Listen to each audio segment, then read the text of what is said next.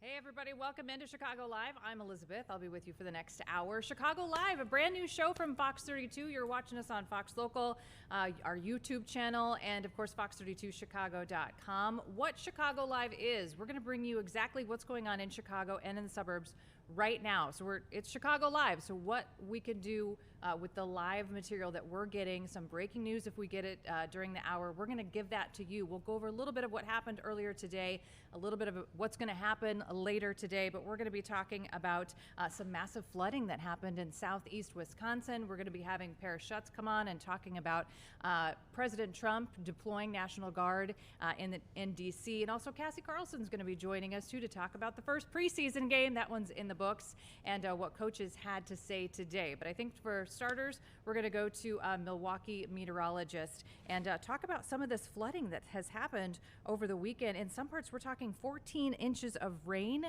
Is that correct? Meteorologist from WITI, Stephanie Baricello. Stephanie, can you hear me okay? I can hear you. Can you hear me? Yeah, so is that right? 14 inches of rain in some parts? Yes, I think there needs to be official confirmation from the National Weather Service, but it's looking very likely that that is a correct total for part of the city of Milwaukee. And it's not too much higher from some of the other totals that we've seen. Surrounding areas have been between 10 inches and a foot. So it's only a little higher than that. It was just an incredible event that unfolded Saturday night in Milwaukee and across our area. And 14 inches, are we talking in an hour? Are we talking in half a day? How fast did that come down? In the span of probably about 6 to 8 hours, the storms started in that part of Milwaukee closer to about 7 p.m. and Saturday, I should say, but they continued overnight at an incredible rate and then didn't end until maybe 4 o'clock Sunday morning. Oh. So relatively speaking, that's a lot of rain in that span of time. That's a lot of rain. That's a ton of rain. Hard for sewer systems, I'm sure, to keep up. What is the situation? What does it look like right now for you guys up there? It's starting to get a little bit better, but there are communities that were hit very hard. Menominee Falls is one of them. So maybe for some of your local viewers, if they're familiar with Wisconsin, Menominee Falls is just northwest of Milwaukee, very close to our station here in Brown Deer.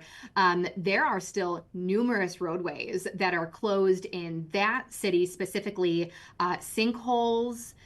There are bridges that were impacted. So they're still feeling pretty big impacts in that area. I think the rest of us, a lot of our water has gone down. There may still be a few roadways blocked off, but we'll probably continue to see that getting better later today too. It really was Sunday morning. I actually worked Sunday morning, so getting into work, my drive is normally about 15 minutes, and it took me about an hour and 45 minutes to find a route that got me to the station. So you can just imagine, I mean, that much water, and we had about 10 inches near us. Every route, at least part of it was flooded. So it was that situation of you think you're getting through, then you hit the water and you have to turn around and completely start over. Goodness. How long have you been a meteorologist up there in Milwaukee? Been here for almost 11 years, in the business for about 13. Have you seen flash flooding like this up in Milwaukee in those 11 years? I have not. No, not to this extent. We've dealt with it at times, especially during severe weather. We even had some a few years ago outside of our station where, I mean, there was water absolutely covering the road, but I think the amount, just the sheer total of rain and I'm going to call it a big area because it wasn't just Milwaukee. It was surrounding counties as well. There were 4 separate counties that dealt with rainfall totals like this and just devastating flooding. So no, and even at my previous station, I never experienced anything like this. Yeah, the fact that it was so widespread, right? I mean, that makes it that much harder for crews to be able to get out. You know, you can't have a county crews from different parts helping each other because you all have to, they all have to take care of their own areas. Is the National Guard still assisting? And you said some roads are still just shut down at this point, right? Yes, in some communities, roads are still shut down. I believe the National Guard is still assisting. I'm not 100% sure on that. But we are getting as much help as we can. I know Milwaukee's mayor, Cavalier Johnson, just held another press conference earlier this afternoon, just giving an update with other officials and all of the work that they're continuing to do, because the city of Milwaukee was hit really hard in surrounding areas where as well, but the city specifically. So I know it is going to take them a lot longer, I think, to get back on their feet. And so I think they're going to continue to give us as many updates as they can throughout today, throughout tomorrow. But and even looking at river levels, I mean, that water is going to take a while to go down as well. So there will be, I think, through the rest of the week, a lot of talk about this. Stephanie, a couple more questions. Injuries involved? Have we had any injuries up there with all this flash flooding? Thankfully, no injuries. There were a handful of water rescues, though. But as far as I know, they all went as well as they could have been. But there were a few water rescues basically in a lot of the surrounding areas of Milwaukee Saturday night as well as early Sunday morning. But I've not heard of any injuries, thankfully. Okay, that's good. And last question for you, if we still have you, is what's the forecast look like? Because I know we might be getting some rain here. What's your forecast look like? Because that's always, you get flash flooding and then all of a sudden, boom, you get hit again with more rain. Yeah, we do have a chance for some rain on Tuesday. Today looks good, so I think we'll continue to see some drying for Monday. But Tuesday, yep, scattered showers and thunderstorms back in the forecast. Thankfully, it doesn't look as bad. Maybe 1/4 of an inch of rain to 1/2 an inch of rain, which is a lot less than what we just saw. But any additional rain is just not needed. Yeah, Stephanie with WITI sister station up in Milwaukee. We appreciate your time. I'm sure it's been a long couple of days, and good luck. You know, thankfully no injuries involved. We appreciate you joining Chicago Live. Thanks so much. Thank you very much. Thanks. All right, so we've got several other things going on today. Governor Pritzker, he is having a press conference talking about school vaccinations, back to school vaccinations. So we're going to get to him during this hour of Chicago Live. It's 1:07 right now. We also want to check in with Cassie Carlson. She has been with the Bears today, as she always is, and she's our Bears expert here at Fox 32. We want to check in with her because, of course, the first preseason game, it was a tie. Kind of eventful, though, right? It was a good scoring game. So we want to check in with her and see what's going on with the Bears. Hey, Cassie, can you hear me okay? Hey, Elizabeth, I got you. Sorry, I'm coming to you from my car Perfect. Because we love it. The Bears don't open House Hall till like an hour from now. So they should for you, Cassie. In the car with this hit. So what's going on up there today?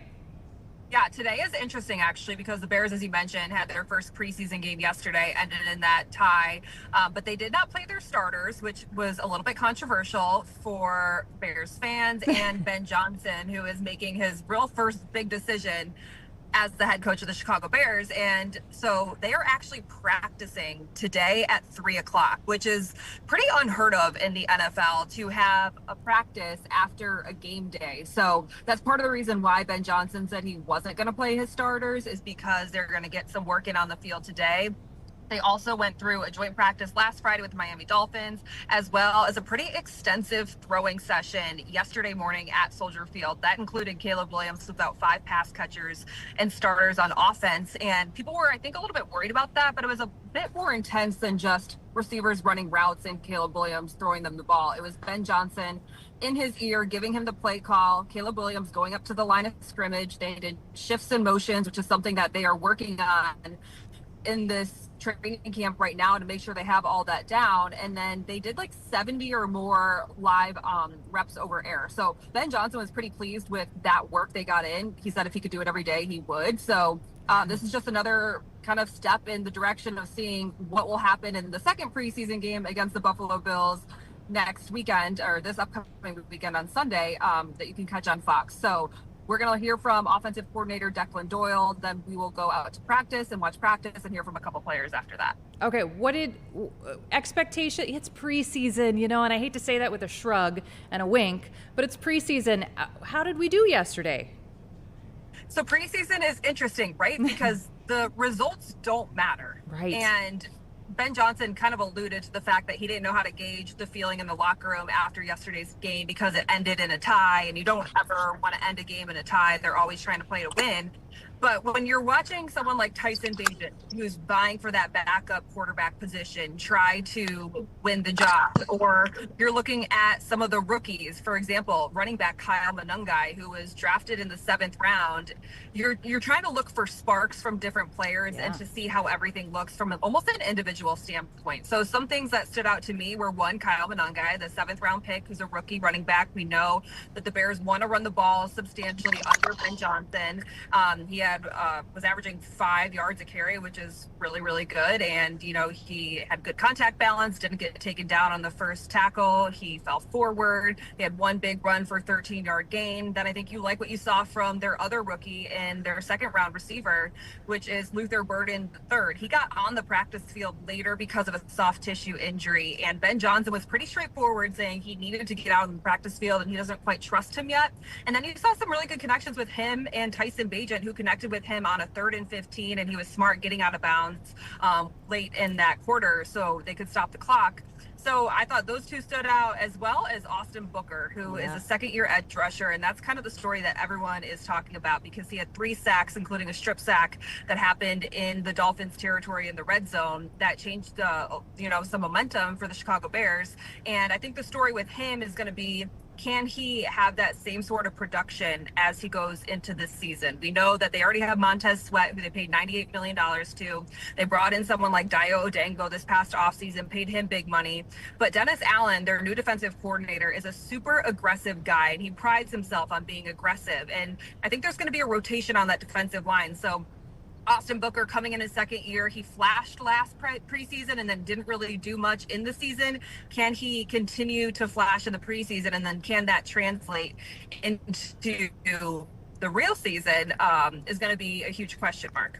Cassie Carlson, how do you keep all this in your brain? I'm always impressed when I talk to you. I'm so impressed. I know, does anything else actually live in my brain, or is it just football stats? It's all and what football. happens with the Bears? If I asked you what you had for breakfast, you wouldn't remember. Right, I don't remember. I don't think you did. You probably didn't even have breakfast. Okay, so the big question on everybody's mind: when will we see Caleb? Will we see Caleb in preseason? I mean, I think you have to. And I sat down with him last week, and he told me that he feels like he needs to play in the preseason, that he can't go from that week 18 game against the Green Bay Packers. And we all know that it was exciting because they won, but you can't go from that, which was the first weekend in January, all the way to the season opener, which is in prime time, against a division opponent in the Minnesota Vikings without seeing live game snaps. It is a totally different change of pace. We talk about all these live tackling periods and the intensity and physicality that's coming in practice, but quarterbacks can't get touched in practice. They are wearing a different color jersey. They are off limits. So Caleb Williams, remember, he was sacked a league high 68 times last year. He's got to know the pace of the game and the feeling of getting hit. Yeah, how can we forget? So, yes, you have a better offensive line in front of you. We know they poured a ton of resources and money in bringing in Drew Dahlman, Joe Tooney. There's still a question mark at who's going to start at left tackle. You bring in Jonah Jackson and you return Darnell Wright. But I think Caleb Williams still needs to see those live game reps. And I wouldn't be surprised if we saw it this weekend against the Buffalo Bills. But then again, there is another joint practice on Friday. And we know Ben Johnson and most NFL teams put a lot of stock in those joint practices, going up against a new defensive scheme. Buffalo Bills are, widely in the Super Bowl hunt every single season. So seeing someone like them would be beneficial for them as well. But this is kind of the week that you're going to want to see Caleb Williams out there. And, we talk all training camp, the offense is not ready yet. And Ben Johnson is, I think, warning fans that as well, that they are not where they need to be. It has been super inconsistent. Yeah. Mind you, they are learning a new offense. Ben Johnson's system has been described as very complex. Even Case Keenum, who's 37 years old in that quarterback room, said it's really, really hard to learn. And so for Caleb Williams, basically learning a new language, getting and understanding all the shifts and motions that are going to take place in this offense, not having pre-snap penalties, knowing and understanding where everyone needs to be, reading the defenses, the connection he's going to have with Drew Dahlman, his new center. Caleb Williams being under center more this year, which is something that he hasn't done a lot in his career. He needs to see those reps on the field. So if it's going to happen, I believe it's going to happen this weekend, but that will be probably something we find out on Friday. On Friday. Okay. Or maybe Sunday. All right. Cassie Carlson, thank you so much. I encourage you to go either, take a nap, eat a snack. I don't know. You need a little break. Okay, Just watch I appreciate more football. Thanks, Cassie. Appreciate it. Our more Chicago Live coming up. We're going to be checking in with Governor Pritzker in his press conference going on in Wheeling. Stay with us. Chicago Live back after this.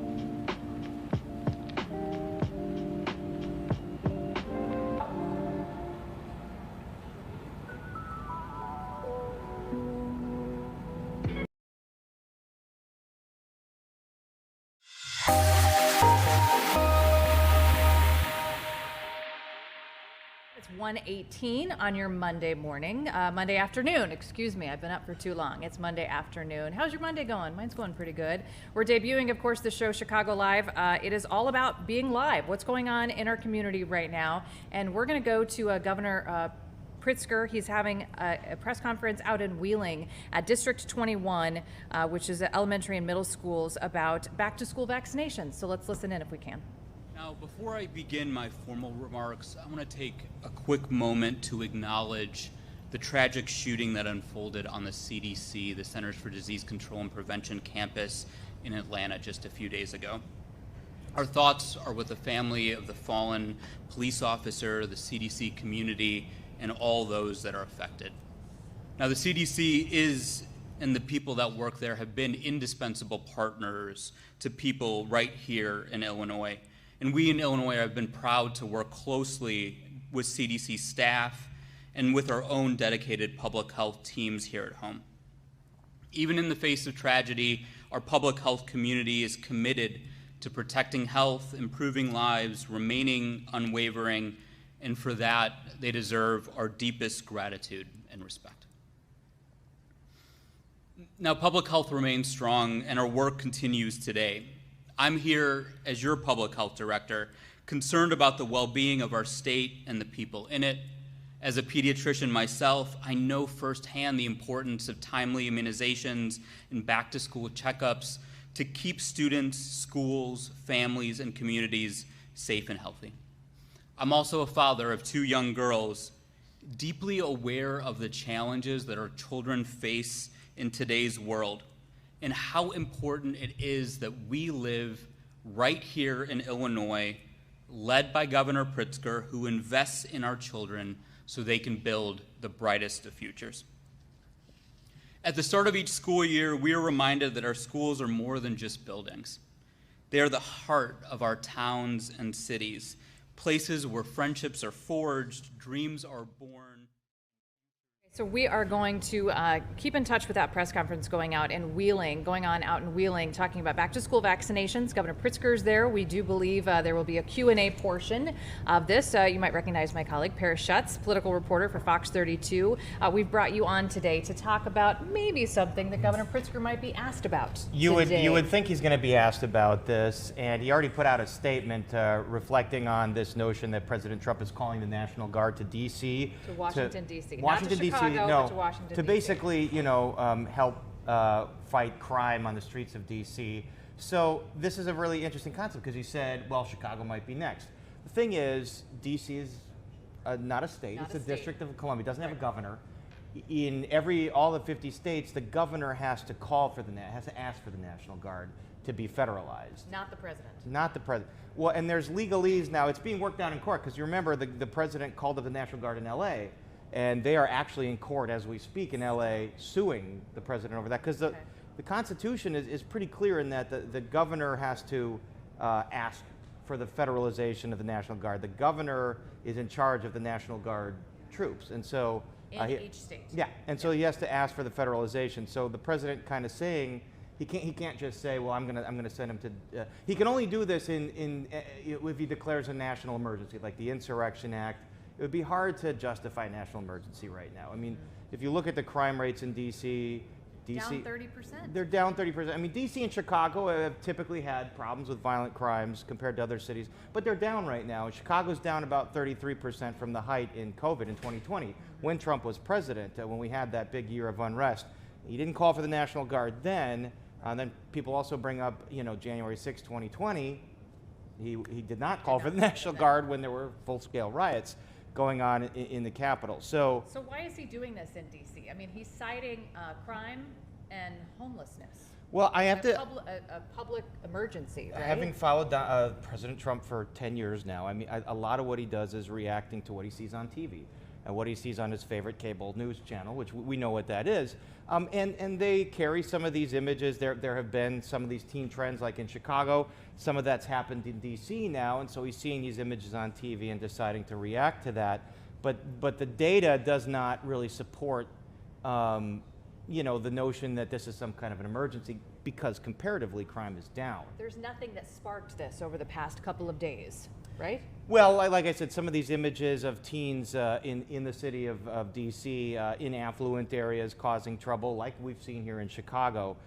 So there's no question, D.C. and Chicago have been on the higher end of violent crime problems compared to other cities in America. And then, they note that they compare it to Bogota, Mexico City, that the crime rates in some of these cities compare favorably to some of those. So not saying that violent crime is not an issue in these big cities, and no one has really figured out, but it is trending downward. It's been trending downward for the last 3 years. I don't think there's anything really different in Chicago versus D.C. that's causing that. These things are they kind of like ebb and flow. Sure. Now, but here's the other thing to remember about the National Guard thing is what do they do? Well, they get called up during riots and protests and things that are a national emergency, and their job is to help guard infrastructure, and then it's to help traffic flow. Typically, they'll be in street intersections saying, "Don't go here." It's to assist. It's to not assist. Take over. They're not police officers. They're not trained in that kind of law enforcement, policing. So it remains to be seen what exactly they'd be able to do in D.C. That the D.C. police officers and the prosecutors there don't already do. It could hurt things, more than help. When was the last time the National Guard was in Chicago? 2020. I'm trying to remember whether they were on standby in 2020. And they've been on standby. Their units. They've been on standby during elections and stuff, but not really called up. I'm trying to recall whether in 2020 they were actually deployed. There were checkpoints, I think, during the unrest. Yeah. And they've been deployed during, Laquan McDonald protests way back around 2017, because remember what had happened in Ferguson, Missouri. There were a lot of fears that similar unrest would happen in Chicago. So they have been deployed in these major situations of unrest, and typically they're on call. Mm-hmm. They're ready to be deployed at a moment's notice, when the governor asks for them. What's Chicago's response so far? Have you just heard from the governor? the governor basically saying, you and I both know this is not legal. You don't have the authority to do this. This is the governor's response. Remember, the president in his remarks poked fun at Pritzker's weight, poked fun at Today, that happened today. The notion that Pritzker might run for president. Pritzker said, thank you for, because the president said, well, he looks like he slimmed down a little bit. Maybe he's getting ready to run for, and Governor Pritzker tweeted, thanks for the compliment. But we both know this is not, you don't have the authority to just call up the National Guard to be police officers. And then he's saying, you're just distracting from the Epstein situation. And, we've seen this, again, the president, I think what we can say about him is he's a master of kind of working sort of the media narratives, social media, cable news, local news, and it tends to be, he wants attention sometimes, and he knows things that will get a big splash. And the art of distraction sometimes. Art of distraction sometimes. Yeah. But he certainly knows what'll make a splash, even though the policy might not have been figured out on how exactly this would work. Right. And real quick, Pritzker was on Sunday morning shows yesterday talking about his future. Right. But he's still trying to run for governor. And he's not ruling out running for president, which he'd have to turn around and do. It's all about the people quickly. of Illinois still. Yeah, and Meet the Press brought up a very important point in that this is referring to the Texas lawmakers coming here to escape the remap battle there, but this state gets an F by every good government group in terms of its gerrymandering, and these were very politically drawn maps in Illinois, as they are in Texas, as they are in many, many states, and this is this escalating battle. That topic for another day, Elizabeth. Another day, another Chicago Live. Paris, thanks for joining us. You bet. Appreciate it. All right, more Chicago Live right after this.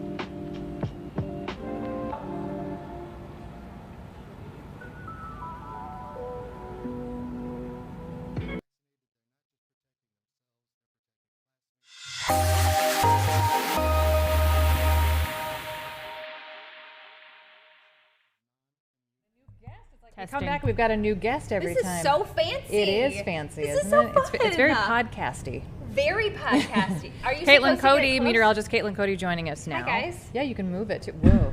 Oh, God, you can move it ish. Sorry. You can move it ish. That's okay. Let's talk about you break it, you buy it. Okay, so weather. I'm looking outside and it looks, partly sunny, partly cloudy. That's right. Yeah. Which is it? You know, both. The sun's always there, right? We have a little bit of rain working its way in from the south. So Kankakee County, you probably see some heavy downpours currently. Oh, really? Right now? Eastern Kankakee County. Yeah.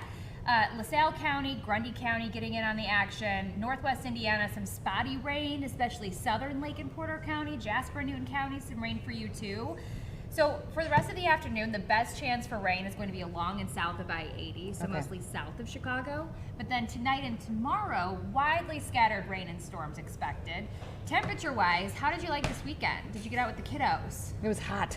It was hot. It was too hot. You're over it. Oh, I'm so over it. I'm a bring on the pumpkins and the You are? Yeah, I am. So you've transitioned I'm done. in your mind. Yeah, to- Mama done.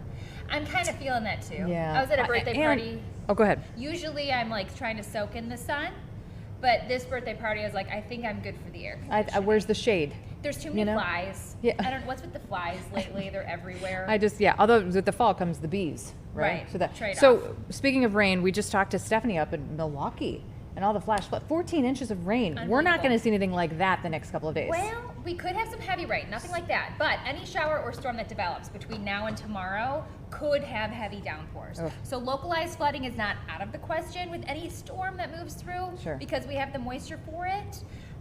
But talking about summer heat, so we're going to be in the upper 80s today. Really, I would say mid to upper 80s. Some of us already have tagged 90 today. Yeah. Tomorrow we're back to the low to mid 80s. That's going to be the case on Wednesday too. And then by the end of the week, Right back up. we're back in the low 90s. Friday and Right when the Saturday. kids go back to school. Mine go back on Thursday. Mine are Wednesday. Mine, Yeah. one Wednesday. Yeah. So it's not really feeling fall-like, so we Right. still have time to do the summery activities. Right. It's Couple almost days. too hot to go to the beach at this I point know. in the 90s. Right. The feeling temperature is going to be closer to the mid to upper 90s too, Friday and Saturday. Mm-hmm. And then on Sunday we have the chance for some rain. So we have a little bit of everything. Normal high today is 83, so we're not too far off, just a couple degrees above normal today. And again, that chance for rain is there, especially south of the city. Do you guys have Okay. any last minute, like summary things you got to get in? I would talk about that, but we got to get to Pritzker. Governor Pritzker is holding a press conference. He was talking about back to school vaccinations, but I think he might be in the Q&A portion. So let's see what reporters are talking to him about right now. But specifically to fight crime, let's say. And that is what he's suggesting that he will do, violate that law. It's not surprising to me that he suggests violating the law. He's done it many times and been convicted of it 34 times. And so I would just say he has absolutely no right and no legal ability to send troops in to the city of Chicago. And so I reject that notion. As to everything else that he had to say this morning, I guess I should say thank you for the compliment.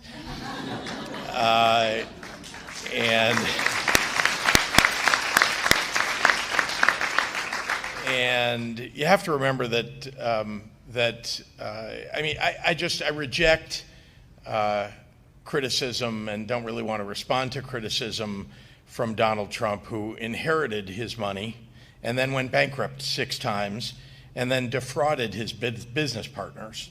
And by the way, he cheats at golf too. So look, I believe that I have had a successful business career. I know that, and I chose to run for governor because I believed that our state was headed in the wrong direction, and we have righted the ship. We have a lot more work to do, but we've done a whole lot to make sure that we're keeping people safe and improving people's income levels and attracting business to the state. And by the way, we've balanced the budget 7 times in a row, and we've raised the minimum wage.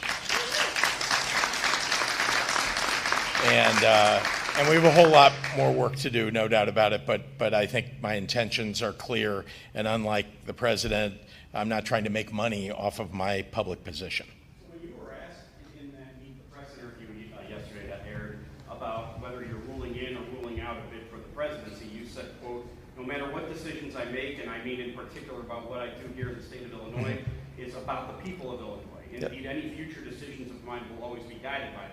Yeah. So my question is, if you were to decide to pursue the White House, where exactly do the people you are asking to elect you to a 3rd term fit in? Like, where does Illinois fit in with all this? Why shouldn't they feel that you are using their goodwill as a stepping stone for you to seek higher office? The only decision that I have made is the decision to run for re-election as governor. That's the decision that I've made about my political future. I'm very frankly, I love the job that I have now. I'm working very hard at it. I want to continue to work hard at it. I hope that I get remembered someday for having done good things for the state of Illinois, and I want to follow the course of the things that we've already put in place and many things that we still need to do. And so I love the state of Illinois, and my comments about anything else really were that I am guided to a large degree in almost everything I do in my life about what I think is best for the people of the state of Illinois, and I'm going to continue to be guided by that. Yeah. Sarah. I know that you said that President Trump doesn't have the right or legal right to take over Chicago. Yep. But what if he does it? I mean, I'm sorry, what if he tries to do it? Yeah. Yeah, well, you've seen that he doesn't follow the law. I mean, we all know that. He sent National Guard troops into Los Angeles illegally. That is now being litigated in court. You know, he's lost already in court over that issue, but it's continuing to be litigated. I think today or tomorrow that trial will begin. It's a 3-day trial over that issue. So, you know, what I can say is that it's clear to me and to most legal experts that he just does not have the right or ability to do it. Having said that, I've said from the very beginning, I mean, the man was first elected, I have talked about the fact that the Nazis in Germany in the 30s tore down a constitutional republic in just 53 days. It does not take much, frankly, and we have a president who seems hell-bent on doing just that. And then to a different subject about the Bears going to Arlington Heights. I know they're still looking for some You can see the variety of things that we cover. Yeah, it's one thing I love about the job, yeah. Looking for some state help in terms of legislation on property taxes. Where do you stand on that, and what do you think about them looking like they're... Look, I'm a Bears fan. I'd like the Bears to stay in the city of Chicago if they could. They're a private business. They can choose to do what they like with their business. I do not think that the taxpayers of the state of Illinois should be propping up what now is an $8.5 billion valued business. They seem to be doing okay for themselves. And I just don't think, you know, that obviously all of us, we build roads for everybody, no matter who you are. You know, we support business coming to or staying in the state of Illinois. But that's not something that the state of Illinois government needs to do for the Chicago Bears. They're already here. I don't think they want to leave the state of Illinois. And again, I'd rather they stayed in the city of Chicago, but if they choose to move to Arlington Heights, that's their choice, and I'm going to, you know, support their right to do that. But specifically on that bill, yeah, the property tax bill, that's not going anywhere? I understand what you're talking about, and I would just say that there's a bill. It applies to much more than just the Chicago Bears. So that it isn't about the Chicago Bears. There are a whole lot of places where there can be benefit to the pilot bill, and so you know, we're going to evaluate what the costs are for the people of Illinois to do this, the benefits that come from attracting businesses as a result of providing that ability to use those tax dollars. Again, they're sort of designed, just so you know, these programs like that and like the Star Bond program, if you know what that is, are designed to take property in areas where there isn't any sales tax at all, because there's nothing in those properties or on those properties, and to use those sales taxes that would come and will come as a result of the development to support the creation of the development, because the long-term benefit to the people of Illinois is there. And so again, it's not always appropriate. We're still evaluating the legislation that you're talking about, but yes, it's something we're considering. Yes, sir. Yeah. Governor Russell was out with the Herald. Hi, Russell. You had spoken a few times about everything being on the table regarding redistricting in Illinois if what happens if Texas happens. I had a piece over the weekend about whether Illinois actually, the congressional districts, could be redrawn any more than they already are to benefit Democrats and lawmakers on both sides of the aisle. At state level, question whether that was even possible. What's your opinion on could they be, the congressional districts be redrawn further to help Democrats Yeah, I try to be sincere about everything that I say. But let me begin by saying that I have no desire to redistrict the state of it. It's not something that I had considered. We do this, once every 10 years. The decennial census tells us what the population movement has been in a state, and then we have to draw a map to decide the representation, and we do that usually in a year ending in 1, so it was 2021. We'll do it again in 2031. And that's how it's done. It's how it's supposed to be done in every state across the United States. Very, very rarely does it get redrawn in the middle, and it's usually something drastic that has occurred that requires that. This is not something drastic. They are trying to cheat and do it in the middle of the decade. Why? Because Donald Trump demanded of his lackeys that they do this in Texas, and they are basically licking his boots to get it done. And they're threatening to arrest people who are standing up for our democracy. And it isn't just in the state of Texas, just so everybody understands. If they're able to do this in Texas, they're trying to redraw the congressional districts. That affects all of us. They know, the Republicans know, they're going to lose in 2026. That's what they know, because the big ugly bill that they passed, hyper unpopular. The things that they are doing to people's health care and education, the things that they're doing to take away food assistance from the most vulnerable people in our society are very unpopular with the American public. They did it so they could give a massive tax break to the wealthiest people in the country. That too is unpopular. So in order to try to maintain control of the Congress in that circumstance, they're essentially trying to cheat and take districts away. And who are they taking them away from? Black and brown people. They're violating the Voting Rights Act to do it. So as far as I'm concerned, we all need to be standing with the people who are standing against this, and I stand against it, but in particular the Texas House Democrats who are visiting, spending time here in Illinois because they're being threatened in Texas. They're standing up to do the right thing. Can we redistrict in Illinois? Sure, we could redistrict. It's possible. And that's not something I want to do. But you can't, in the face of them throwing the rule book out, you can't say we're going to live by a set of rules, but they're not. That I'm sorry, but we shouldn't do that anymore, because that's what Donald Trump's been doing his entire career, is relying upon Democrats to live by the rules while he breaks the rules. And he's forced us to have to consider doing things that I don't think any Democrat that I know has really considered doing, and this is one of those things. Thank you, everybody. Yep. Thanks, everyone.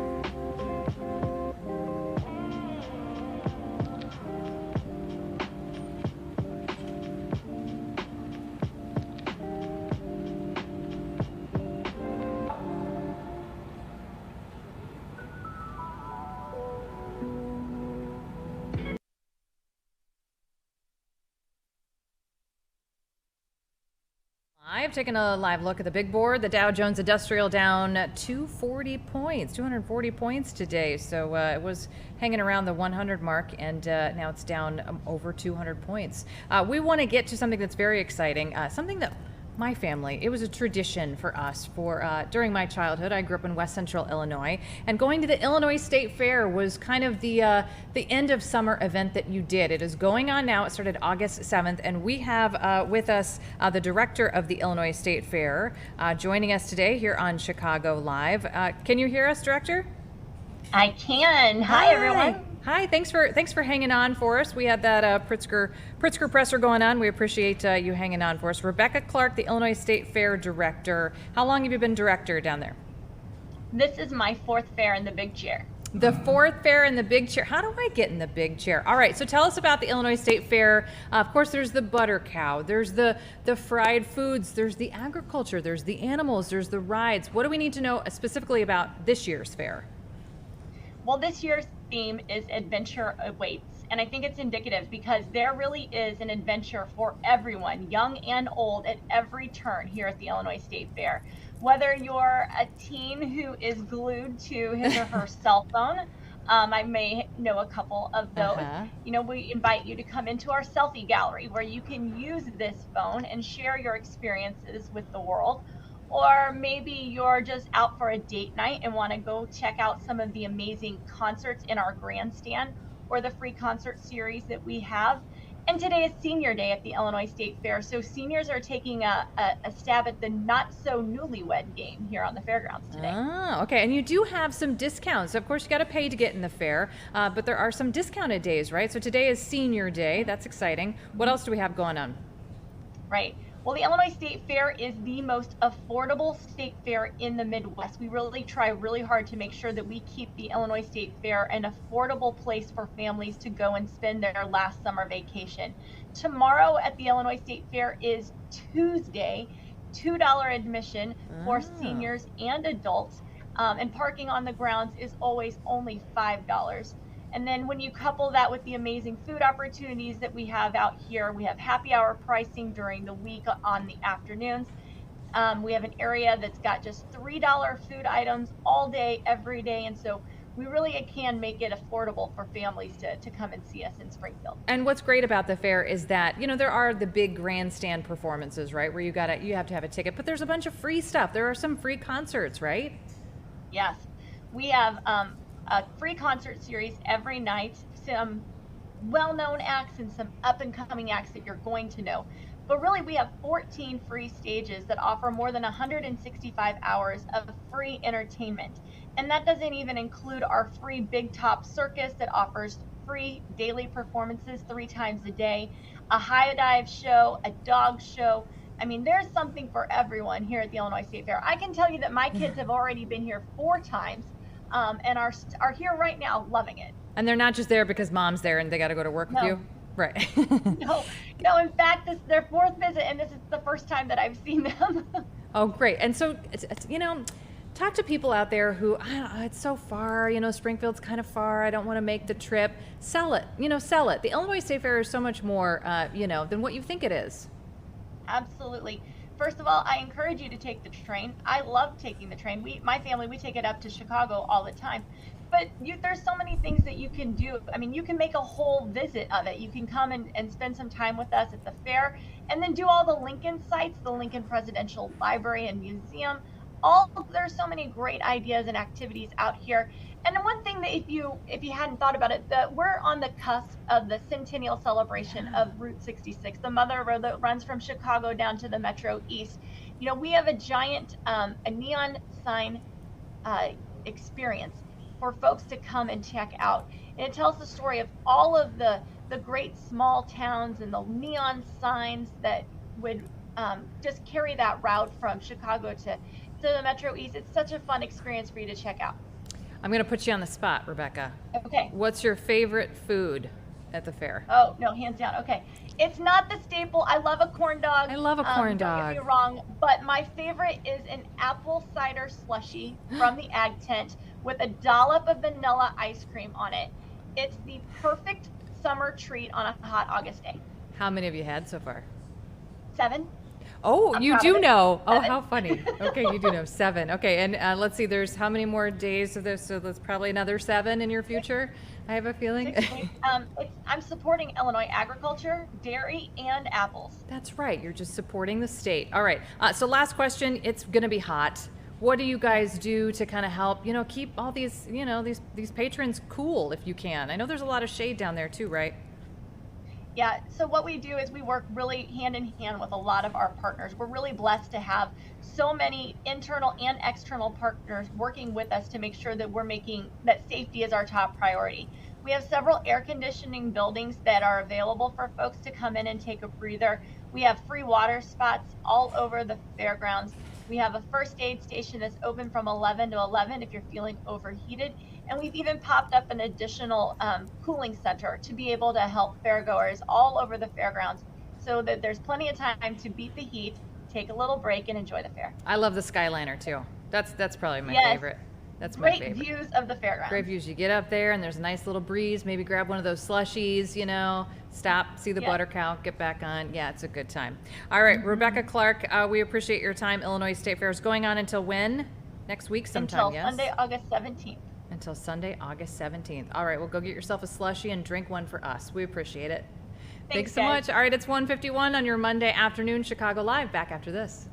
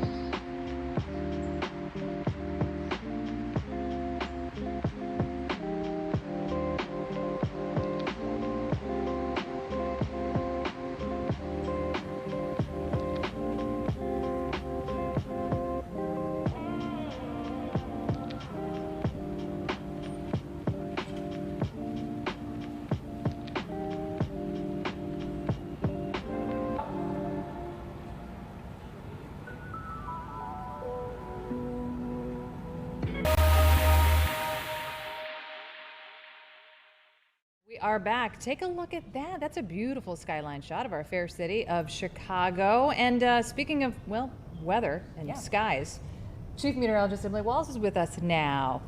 We got rain gorgeous. coming in. Well, we do have some showers, thunderstorms around, but for the most part, a lot of that's going to stay south of I-80 for us today. Wonderful news there. Right. Yeah. Unless you need the rain. We all need the rain. Right, exactly. Yeah, everybody's Exactly. ground, grass Right. is just completely Just parched crunchy, out crunch, there. Crunch, crunch. Yeah. You know what we don't need and why you're here to talk is hail. That's right. So, whenever we talk about severe thunderstorms, a lot of people immediately jump to tornadoes. High winds, torrential downpours that come along with it. Hail is almost an afterthought a lot of times, but there was actually a study that we kind of dove into and really looked to see what it was all about that was put on by Northern Illinois University. Okay. It was led by meteorology professor Victor Gensini, and we've done so much with Victor Gensini. He's brilliant. He's such a genius, I swear. So, so basically what they did was think modern day Twister, okay? When you think of Twister, Love the movie. Right, it's a good one. So you intercept these storms, but they weren't hunting down tornadoes at all. They were collecting hail. And think of how fast you have to collect hail, right, before it melts. Right. So Victor Gensini and his team, they led about 100 meteorology students and researchers around the country to 11 different states. They intercepted 24 storms. And you're probably thinking, okay, 24 storms, that's not a ton. But think about the logistics, Elizabeth, that go into positioning yourself to perfectly intercept these storms. Well, and you guys are so good. You know, when you're in storm coverage, you can, you know, there's the rotation stuff. You can see where a possible rotation is. Can you see where the hail is? You can see hail cores and whatnot, and you can have a pretty decent idea looking at radar data when there's going to be hail coming down from a storm. But there's so much that's completely not understood about hail. So that's why this study actually took place. It was a multi-million-dollar study. And all of the students and all of the researchers that collected these hailstones, they were then shipped to Colorado. They're going to be studied. The hailstones? The hailstones themselves. So they're not melted yet? They're not. Well, they went into like these really special coolers and, you know, they were well taken care of to preserve them. But the idea of this study is to figure out how to better forecast for hail, to see exactly how it develops, and that way it can help us with forecasting on when we need to prepare for this. And actually, another really interesting part of it was there were a couple organizations that were really interested in how much damage hail can do to your homes and to businesses. Think insurance companies, right? So something that a lot of people just aren't aware of is that when it comes to storm damage across the United States, hail is the largest. Number one? Yes, it's number one. So 60 to 80% of all of the damage that comes out of severe storms is actually done by hail. So some of these organizations that were actually a part of the study, they're thinking, okay, how can we improve our roofs? How can we improve shingles to withstand our infrastructure? For larger hailstones, because unfortunately, you know, something that we're looking at is just the intensity of these storms.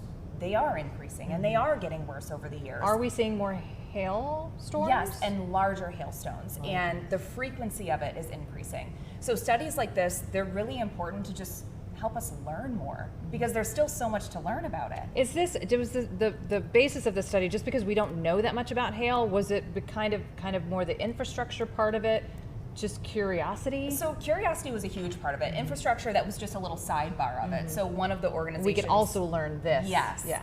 To better protect our homes, our businesses, things like that. And of course, again, insurance companies really want to know about this data, right? But a lot of it was for forecasting and how can we get better at it? How can we better protect the public, warn the public when these storms are coming through? And again, we already have pretty good technology to where when storms are coming through, we know if there's hail coming.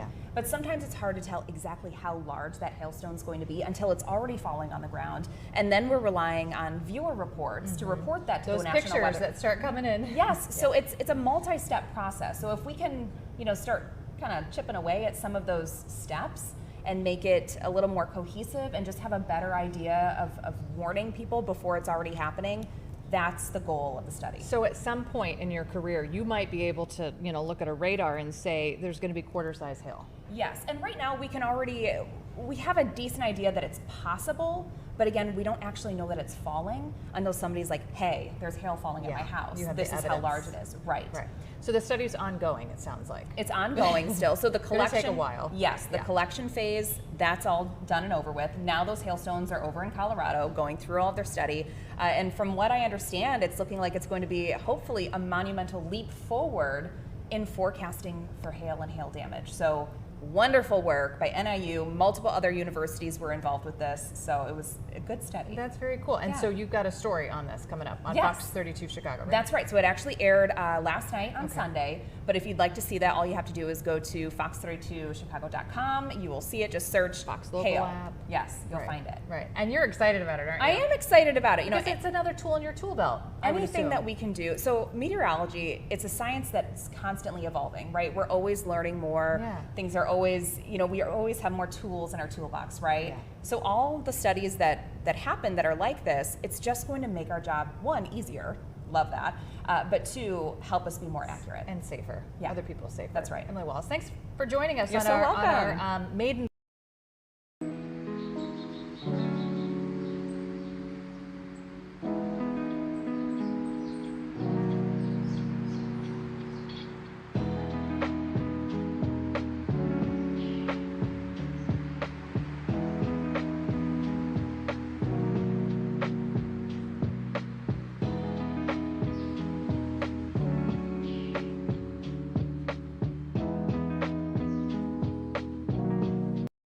261-4555 to schedule a visit, then see why we are the only primary care provider to carry the AARP name. Oak Street Health. CMZ Live.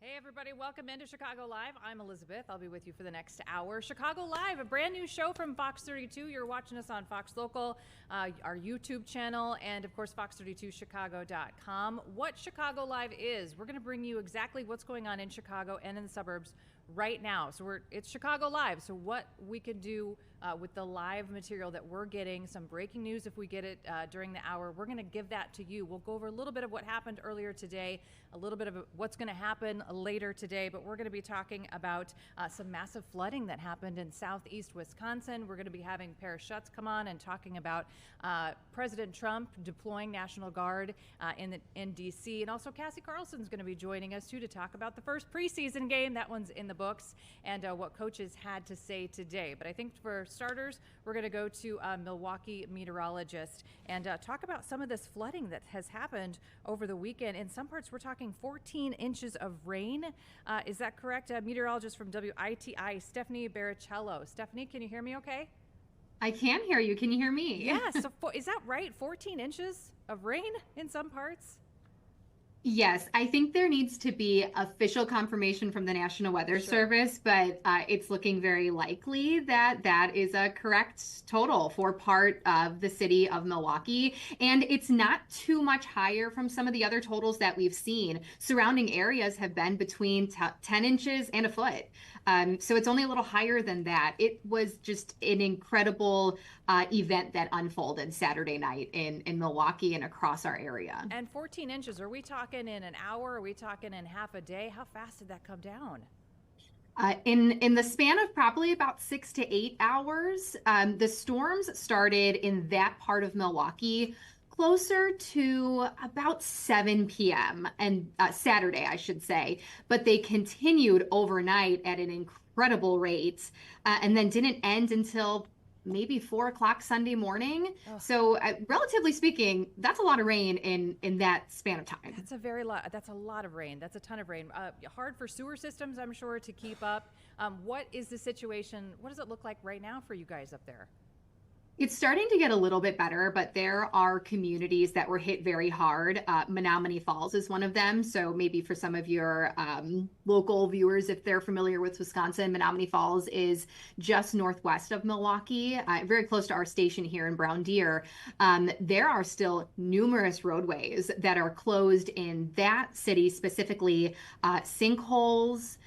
There are bridges that were impacted. So they're still feeling pretty big impacts in that area. I think the rest of us, a lot of our water has gone down. There may still be a few roadways blocked off, but we'll probably continue to see that getting better later today too. It really was Sunday morning. I actually worked Sunday morning, so getting into work, my drive is normally about 15 minutes, and it took me about an hour and 45 minutes to find a route that got me to the station. So you can just imagine, I mean, that much water, and we had about 10 inches near us. Every route, at least part of it was flooded. So it was that situation of you think you're getting through, then you hit the water and you have to turn around and completely start over. Goodness. How long have you been a meteorologist up there in Milwaukee? Been here for almost 11 years, in the business for about 13. Have you seen flash flooding like this up in Milwaukee in those 11 years?